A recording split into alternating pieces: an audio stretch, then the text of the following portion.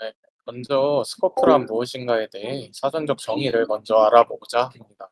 스코프란 변수 이름, 함수 이름, 클래스 이름과 같은 식별자가 본인이 선언된 위치에 따라 코드에서 자신이 참조할 수 있을지 없을지 결정되는 것을 말합니다.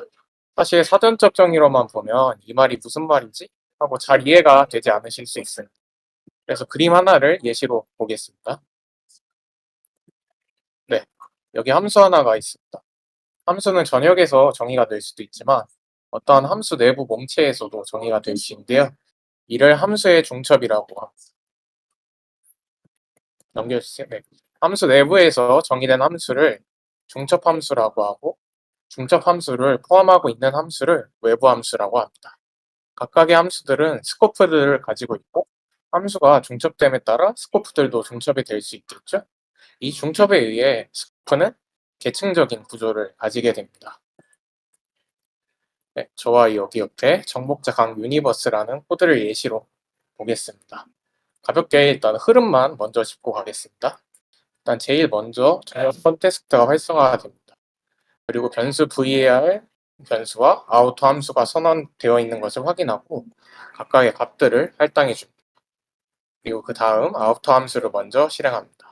이에 따라 아우터 함수 내부로 이동하고 아우터 함수 내에 또 다른 함수, 이너 함수가 있는 것을 확인하고 호출합니다. 네, 넘겨주세요. 네, 이제 아우터 내부 이너 함수가 호출되었으니 컴퓨터는 var 동을 확인하고 저장을 합니다. 그리고 콘솔 로그로 실행된 동과 훈의 값을 출력하기 위해 먼저 이너 함수에 값이 있나 찾게 됩니다. var 동은 저희가 방금 이너 함수 내에서 선언을 하고 할당해 줬죠? 그렇게 먼저 손쉽게 동을 찾아냈습니다. 그렇지만 훈이라는 변수를 이너 함수에서 선언하지 않았기 때문에 컴퓨터는 자연스럽게 이너 함수를 넘어 정의된 변수 훈이 있는지를 찾게 되는데요. 이때 저희는 아무 변수나 참조하면 안 되고 그 변수 훈만 찾아서 참조해야 되기 때문에 컴퓨터는 이때 스코프 체인을 진행하게 됩니다.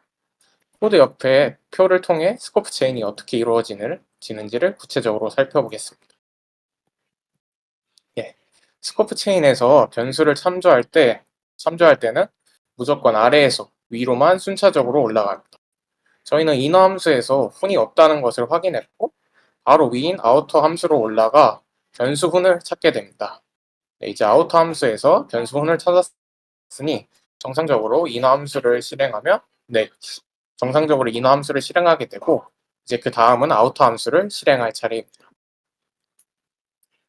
아우터로 넘어와 네, 한 번 더 넘겨주세요.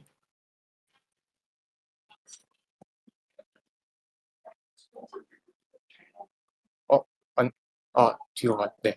아우터로 넘어와 이제 아우터 함수 내에 동과 훈이 정의된지 컴퓨터는 찾게 됩니다.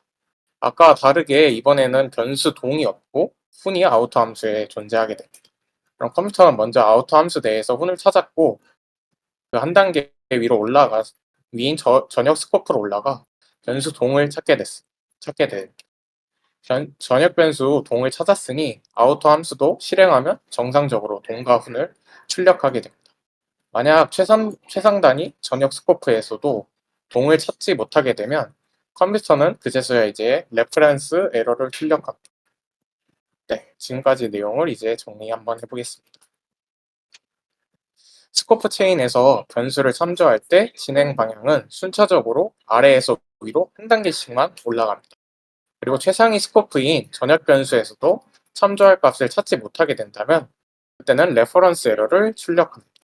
네, 저와는 이제 전체적인 흐름만 봤고요. 이제 동훈님이 조금 더 구체적인 설명을 추가로 해주실 겁니다.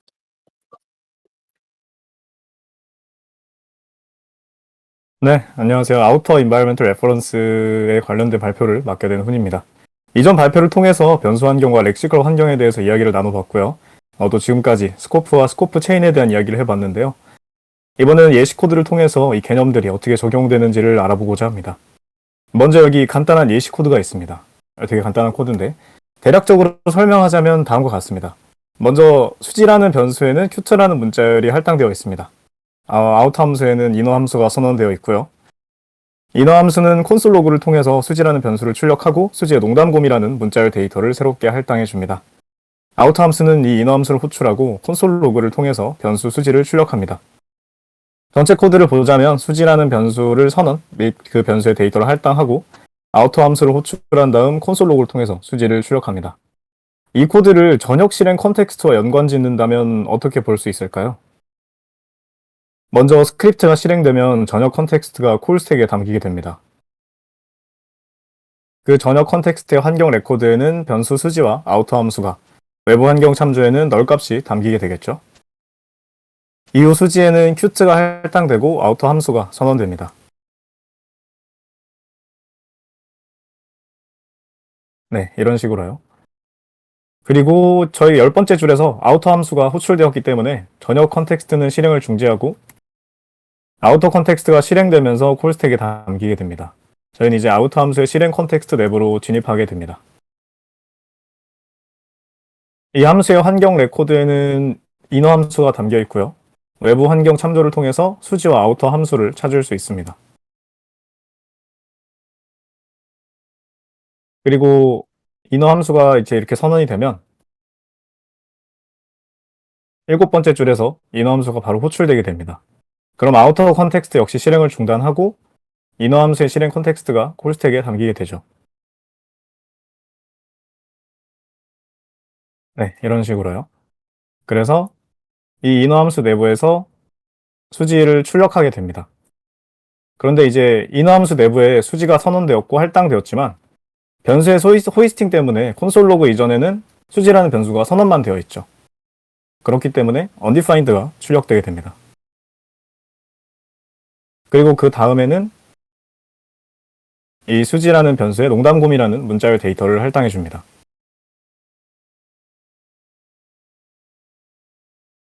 이제 인어 함수가 종료되었기 때문에 인어 함수의 컨텍스트 역시 콜스택에서 제거되게 됩니다.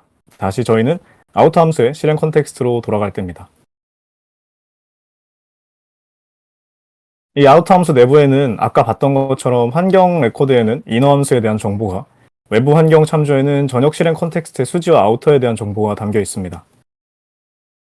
이제 저희는 8번째 줄의 콘솔 로그, 그러니까 아우터 함수의 콘솔 로그를 실행해야 되는데요. 이 코드는 수지라는 변수를 출력하려고 하고 있습니다. 하지만 아우터 함수 내부에는 수지라는 변수가 존재하지 않기 때문에 외부 환경 참조를 통해서 전역 실행 컨텍스트의 수지를 참조해야 합니다. 이를 참조하면 큐트라는 문자열을 역시 출력하게 되고요. 이제 아우터 함수의 실행 컨텍스트가 종료됐고 저희는 다시 전역 실행 컨텍스트의 흐름으로 돌아가야 됩니다. 11번째 줄에 있는 콘솔 로그를 실행해야 되는데 아까 보신 것처럼 전역 컨텍스트의 환경 레코드에 담긴 수지에는 큐트라는 문자열이 저장되어 있었죠. 따라서 이 콘솔 로그 역시 큐트라는 문자열 데이터를 출력할 것입니다. 네. 이제 전역 실행 컨텍스트까지 종료되었기 때문에 콜스택에 남아있는 실행 컨텍스트는 더 이상 없게 되겠죠. 이렇게 대략적인 코드의 흐름을 렉시컬 스코프와 렉시컬 환경, 호이스팅의 개념을 적절하게 활용해서 이해해 볼 수 있었고요. 다음 변수 부분부터는 수진님께서 설명해 주실 예정입니다.